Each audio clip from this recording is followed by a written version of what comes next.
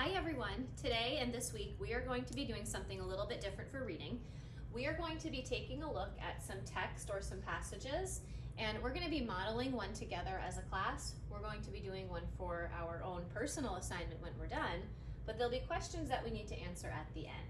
So today we're going to be going back and practicing things that happen first, next, then, and last in the story. Oh, those are sequence words. Those are sequence words. You're right. They're also going to be the main events that happen within a story, and we're going to test the students to see if they can figure out what happens in order of their story. Okay. So I have a story that I wanted to share with you today, and I thought maybe I would read the first half, and when I stop, you could read the second half. I think I can do that. All right. So the title today is called Zoo Pals, and a pal is a friend like you and I. The lion and the macaw live in cages at the zoo next to each other. They hadn't had any food yet today, and they did not know why. The macaw asked the lion if he knew where their food was. He said in the bucket at the top of his cage. The lion told the macaw to get on his head, and he would move her closer. The macaw squeezed into his cage and jumped onto his mane. They worked together to grab some food. Sounds like good friends. Yes. I bet if I were smaller than you and you had a big giant mane like a lion, I could jump onto your head and fit in the cage too. I'd let you. And then I'd help you get cheeseburgers. I wouldn't think twice about it. You can stand on my head any day of the week, Miss Marquardt. That's a true pal. All right. Well, let's see if we can answer the questions that go along with it. So down below, we have a few questions, and it's asking what happens first, what happens next, what happens after that, and then what happens last. So 4 events. 4 events that we have to talk about. So when I think back to the story, the first thing that I remember is the macaw was asking where the food was. Yes. So I'm going to write that on the line, and students, you're welcome to just copy this along with us. So the macaw asked where the food was. Nice writing. Thank you. Now, Mrs. Grant, I had a really good memory of the story because I've already read this story a few times. But if it were your first time reading the story and you didn't remember what happened first, what would be a good strategy to do in order to answer this question? I think I would need to go back and reread the first few sentences. Yeah, going back to the story and checking what you've already read is a great way to figure out what the answer is if you don't have it memorized. So, Mrs. Grant, do you remember what happened next in the story? I remember that the lion told the macaw that the food was up high. Yeah. Yeah. So we can write that down next if you Okay. want. Do you want to write it or shall I?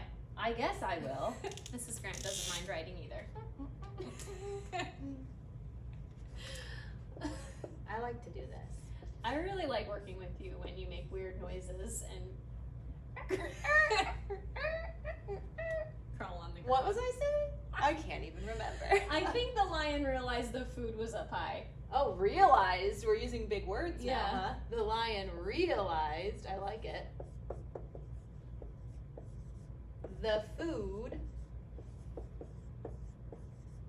was up high.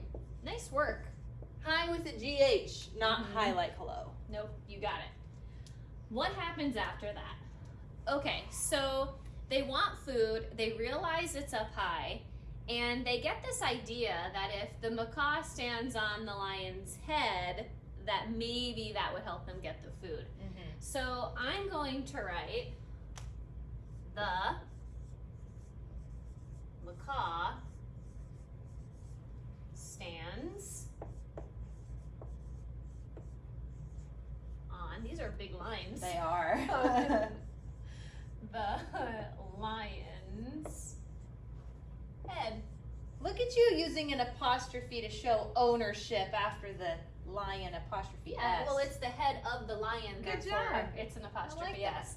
I saved the one all the way at the bottom I appreciate that. for you to As answer. always. What happens last? What happens at the end of the story? Well, since the bottom of the story is conveniently located right within my visual distance, I'm going to reread this last two sentences. The macaw squeezed into his cage and jumped onto his mane. They worked together to grab some food. So you kind of already told us that he stood on the lion's head. Yeah. And I think the last really important thing of the story is that they worked together to get food. Yeah. So I think I'll put that. I think you're Okay. right. They worked together To get cheeseburgers. to get food. Yes, I hope that it was cheeseburgers. That would make the story better. I wonder what lions and macaws eat. Probably not cheeseburgers, but I can dream. I don't A even girl think can they dream. eat the same food. No. But I that don't was nice of them to work together. I don't think that the lion could survive on like seeds and worms. I don't think so either. Yeah.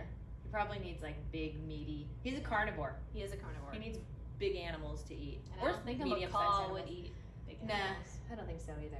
Anyway, Hey, we did a good job. we really did. And the students can just copy our answers for this one. Yes. You're not done though, you guys. But on the next page, there's one that you need to do on your own. We're going to take a look at it, but we are not helping you with the answers. So if you need time to finish writing this, pause the video and finish these, and then you can move forward. I'm going to erase it so it's not so difficult to see. That would be great. Yeah, I'm here. All right. So the story that you are going to be reading on your own is called Star of the Show. And in this story, you're going to notice there's a little picture that goes along with it. We have some characters like Timmy the Toucan. But what I think is most important that you're going to notice are the questions at the bottom. So let's take a look. Oh, these look just like the other side, Miss Marquardt. They are the exact same questions, but they go to a different story. So students need to read the story. They need to think about what happens first, what happens next, what happens after that, and what happens last. Okay. And I want to see those complete sentences with capital letters and periods for your answers. Good luck.